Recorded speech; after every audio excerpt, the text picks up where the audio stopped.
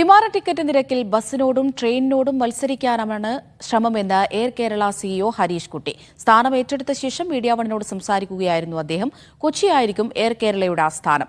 ഇന്ത്യയിലെ ചെറു വിമാനത്താവളങ്ങളിലേക്ക് വിമാന സർവീസിനുള്ള സാധ്യത വർദ്ധിക്കുകയാണെന്നും അദ്ദേഹം പറഞ്ഞു. ദുബൈയിൽ നിന്ന് ഷിനോജ് ഷംസുദ്ദീൻ തയ്യാറാക്കിയ റിപ്പോർട്ടിലേക്ക്. പ്രവാസികളുടെ നേതൃത്വത്തിൽ തുടക്കമിടുന്ന എയർ കേരളയുടെ സിഇഒയായി നിയമിതനായ ഹാരിഷ് കുട്ടിയാണ് നമ്മോടൊപ്പം ചേരുന്നത്.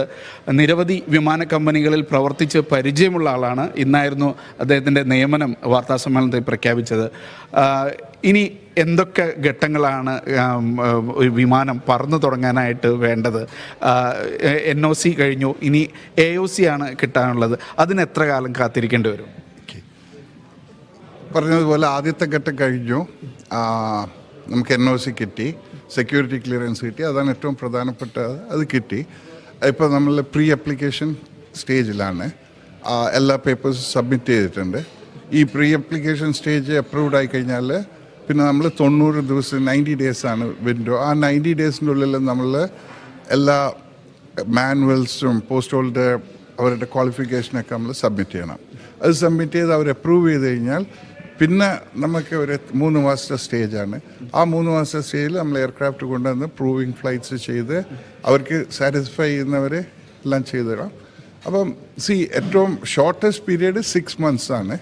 പക്ഷേ എന്തെങ്കിലും ഫൈൻഡിങ്സ് ഒക്കെ ഉണ്ടെങ്കിൽ അത് കുറച്ച് 2 ആഴ്ച 1 മാസമൊക്കെ നീളാനുള്ള ചാൻസ് ഉണ്ട്. അപ്പോൾ ആദ്യഘട്ടത്തിൽ ഡൊമസ്റ്റിക് ആണല്ലോ ആരംഭിക്കുന്നത്. എത്ര വിമാനങ്ങളാണ് തുടക്കത്തിൽ ഉണ്ടാവുക? എവിടെ നിന്നായിരിക്കും ആദ്യത്തെ സർവീസുകൾ പ്ലാൻ ചെയ്യുന്നത്? തുടക്കത്തിൽ നമ്മൾ സ്റ്റാർട്ട് ചെയ്യുമ്പോൾ 3 എയർക്രാഫ്റ്റ് വെച്ച് സ്റ്റാർട്ട് ചെയ്യണം എന്നുള്ളതാണ് നമ്മളുടെ ഡിസിഷൻ. ബേസ് എറണാകുളമാണ്. അപ്പോൾ ഇനോഗ്രൽ ഫ്ലൈറ്റ് ഡെഫിനറ്റ്ലി കൊച്ചി എയർപോർട്ടിൽ നിന്നായിരിക്കും. അത് എങ്ങോട്ടാണെന്നൊന്നും തീരുമാനിച്ചിട്ടില്ല. But since it's the base we will start from Cochin international airport. ഇപ്പോൾ ഹരീഷ് കുട്ടി തലശ്ശേരി സ്വദേശിയാണ്.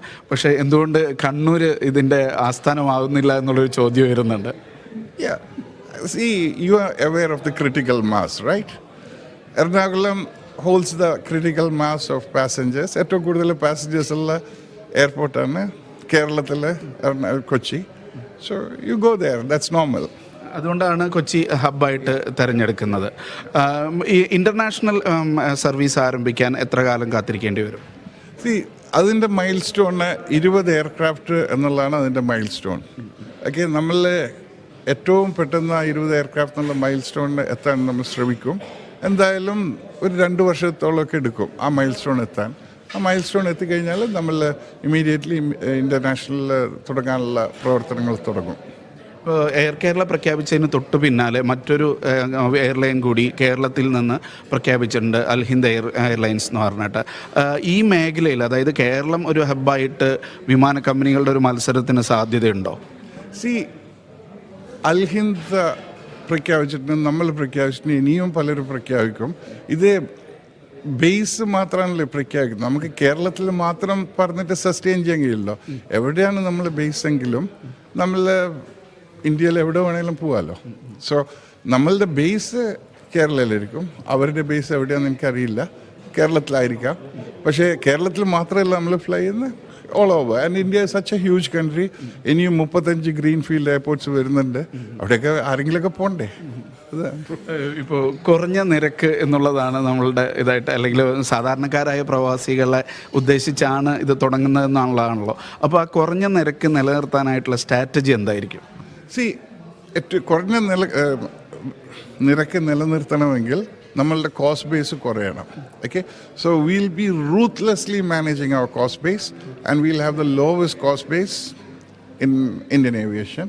So that will allow us to give a better fare than anybody else. That's what we are targeting. കൊച്ചിയിൽ നിന്നാണ് service ആരംഭിക്കുന്നത്. ആദ്യഘട്ടത്തിൽ ഏതൊക്കെ നഗരങ്ങളാണ്, അല്ലെങ്കിൽ ഇപ്പോൾ അൺടാപ്പഡ് ആയിട്ടുള്ള എയർപോർട്ട്സ് അങ്ങനെ എന്തെങ്കിലും കണ്ടുവച്ചിട്ടുണ്ടോ? നമ്മൾ ഈ ബിസിനസ് പ്ലാനിന് വേണ്ടിയിട്ട് നമ്മൾ 64 OND ഒറിജിനൽ ഡെസ്റ്റിനേഷൻസ് എന്ന് പറയും നമ്മൾ ഇവാലുവേറ്റ് ചെയ്തിരുന്നു. അതിൽ 42ഓളം ഡെസ്റ്റിനേഷൻസ് നമുക്ക് പ്രോഫിറ്റ് മേക്കിംഗ് ആയിരിക്കും. അപ്പോൾ അതിൽ ഒരുപാട് എയർപോർട്ട്സ് നമ്മൾ ഇവാലുവേറ്റ് ചെയ്തിട്ടുണ്ട്. താഴെന്ന് പറഞ്ഞാണെങ്കിൽ Tuticorin, Pondicherry, Salem, Belgaum, Hubli, Mysore, you name it. We have a lot of underserved airports in South India and Central India. So we'll be targeting those airports. മത്സരം ട്രെയിനുമായിട്ടും ബസ്സുമായിട്ടും ആക്കാൻ കഴിയുമോ? അത് തന്നെയാണ് ശ്രമിക്കുക. അതാ കാരണം ഇപ്പോഴ് ഒരു ട്രെയിൻ യാത്രയും വന്ദേ ഭാരത് ഉണ്ട്, ഇറ്റ്സ് ഗുഡ്, പക്ഷെ എല്ലായിടത്തേക്കും ഇല്ലല്ലോ. പക്ഷെ റോഡ് യാത്രയൊക്കെ വളരെ ടീഡിയസ് ആയിട്ട് മാറിയിരിക്കുകയാണ് ഇപ്പോഴും. മാത്രമല്ല ടോൾ ചാർജസും ഭയങ്കര ഹൈ ആണ്.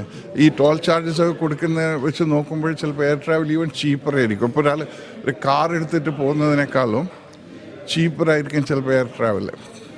എന്തായാലും പ്രവാസികൾ പ്രതീക്ഷയിലാണ്. കൂടുതൽ വലിയ ചിറകുകളിലേക്ക് എയർ കേരള മുന്നേറുകയാണ്.